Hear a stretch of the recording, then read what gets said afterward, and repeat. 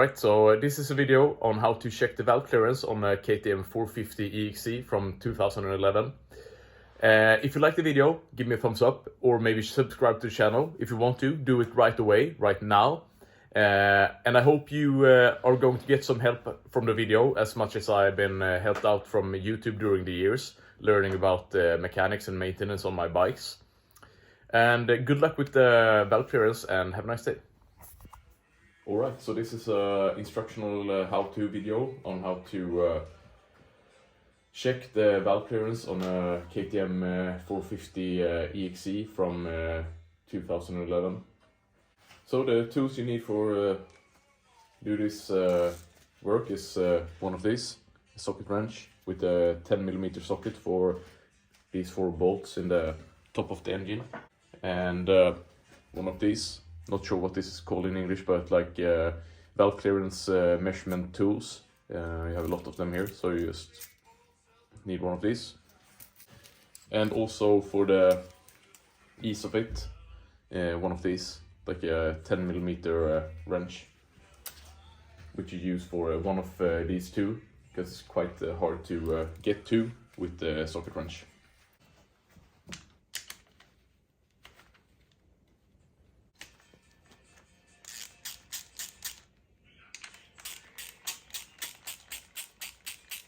So this is the right side, and this side is a little bit harder to reach. So this is where I use this 10mm just to loosen this a little bit.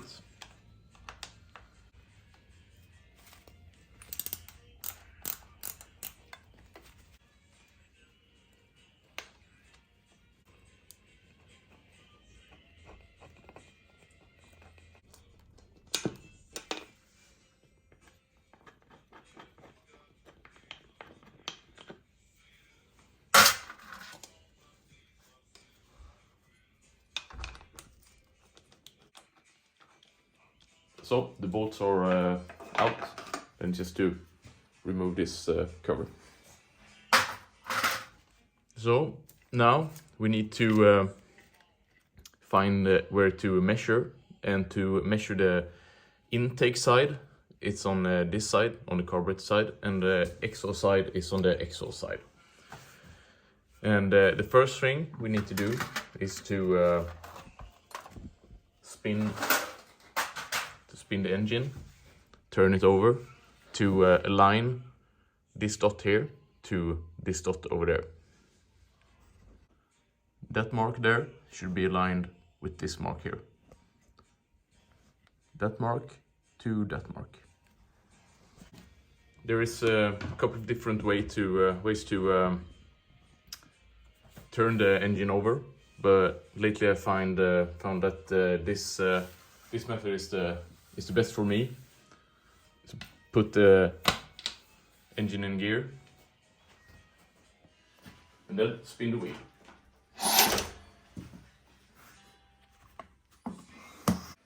And see how this dot, where it is, can't even find it. Oh, it's there. Spin the wheel again. Check it out. Not really. Overdid it a little bit. To do it backwards.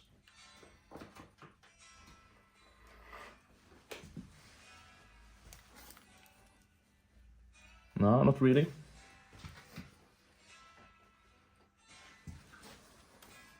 A little bit too much.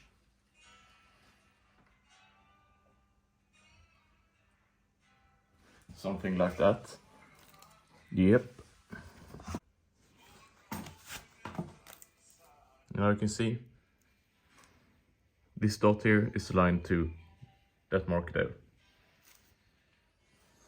So now it's time to measure the clearance between the valve and the rocker arm. But first we need to check what clearance it should be between here. And the easiest way to do it is in the owner's manual. If you haven't got one of these already, you should get one. I don't think it's very expensive, but here you can read the specification for the clearance, and it's very important so you can't guess what clearance it should be. So here you can read for the exhaust, it should be between 0.12 to 0.17, and the intake is supposed to be between 0.10 and 0.15 millimeters. Something like this. I hope you are going to see this.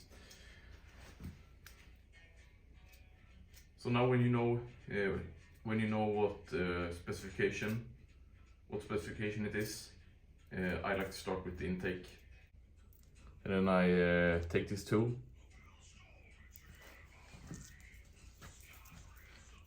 and the intake side should be between 0.10 and 0.15. So I start out with the smallest one, the thinnest one, 0.10, and put it here. Feel if I can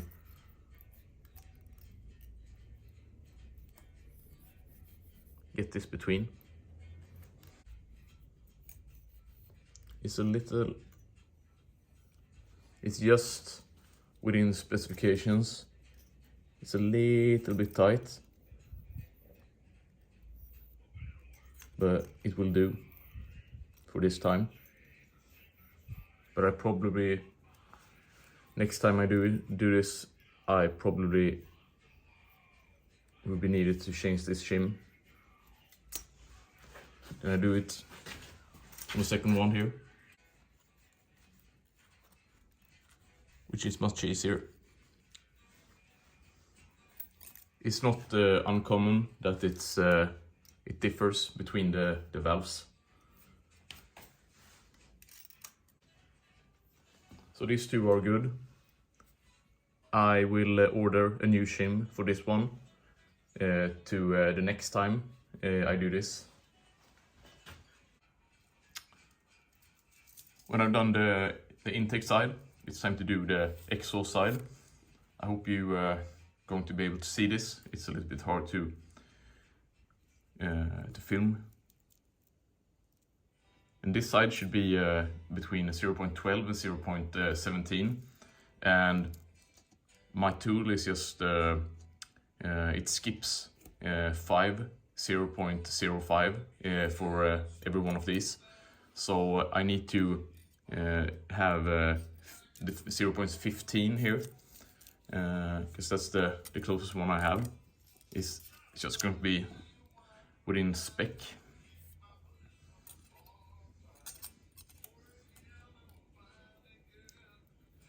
And this one is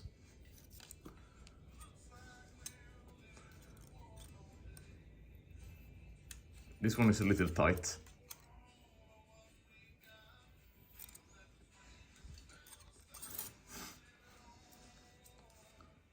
I have a couple of 0.0 millimeters left, so I try with the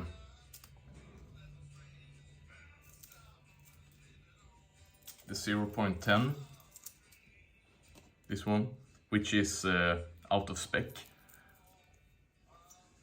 because this should be the least play here. It should be 0.12, but this is so light, I don't feel any drag with this.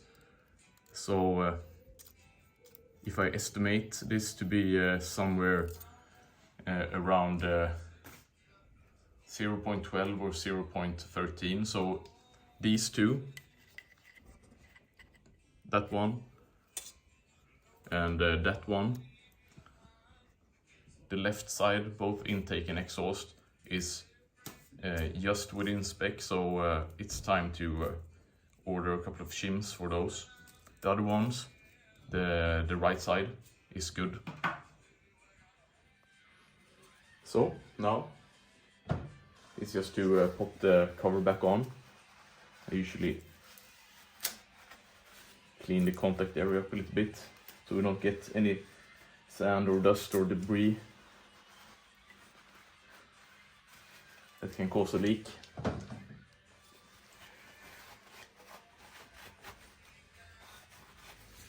Like that, just pop it back on.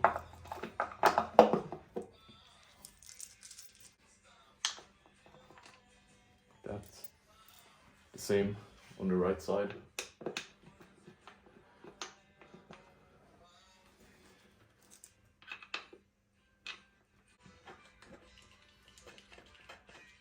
And when you tighten this up, be sure to do it in a crisscross pattern, like this one, that one, that one, that one, the opposite side.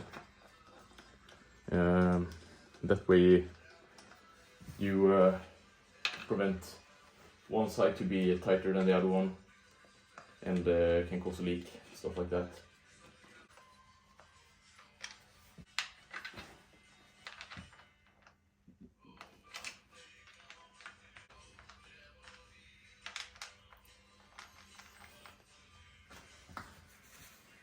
And then it's just to start tightening it down.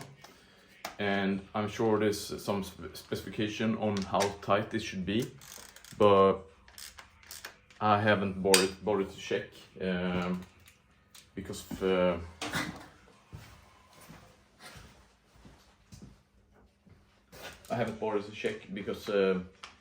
I usually just do it tight enough.